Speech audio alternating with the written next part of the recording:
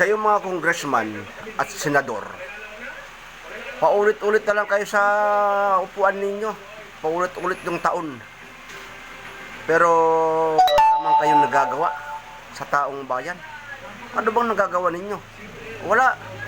Kongreso, Senado, paulit-ulit kayo. Magagaling lang kayo, mga politiko, pag kayong halalan na. Mga, hindi lang masama magmura dito, putang ina talagang magmumura ako Talagang wala naman kayo nagagawa. Magagaling lang kayo pag kayong halalan na. Mangako, lahat gagawin nyo.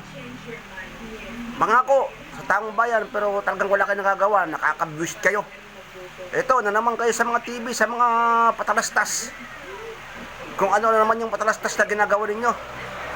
Mga ginagawa yung sa mga tao, pero may nagawa ba kayo sa Senado, Kongreso, sa mga pag-upo ninyo? Wala talaga.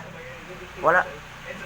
Hindi ko alam kung mangulimbat lang ng pera ng taong bayan ang gagawin ninyo pero yung naghihirap, talagang mahirap pa rin talaga Naiiwan sa laylayan ng mahirap Pero kayong mga politiko payaman ng payaman, ginagawa yung negosyo. Ang politiko. Talagang nakakainis kayo. Talagang nakakagalit kayo. Nakakagalit kayo mga politiko. Andyan yung kumamay-kamay kayo kahit marumi ang kamay namin. Payakap-yakap kayo. Mga bata, pananggan nyo, bubuhatin nyo, yayakapin nyo, halikan nyo. Pero sa halalan lang yan. Pero pag wala ng halalan, hindi ko alam kung kaya nyo pa kaming kamayan. Kaya nyo pa kaming yakapin. Kaya nyo pang yakapin ng mga bata.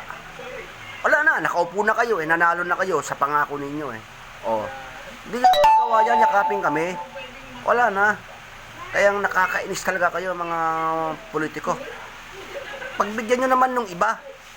Tama na yung mga nakulimbat ninyo. Ilang taon na kayo nakaupo sa Kongreso, sa Senado, wala naman kayong nagagawa na tama para sa bayan.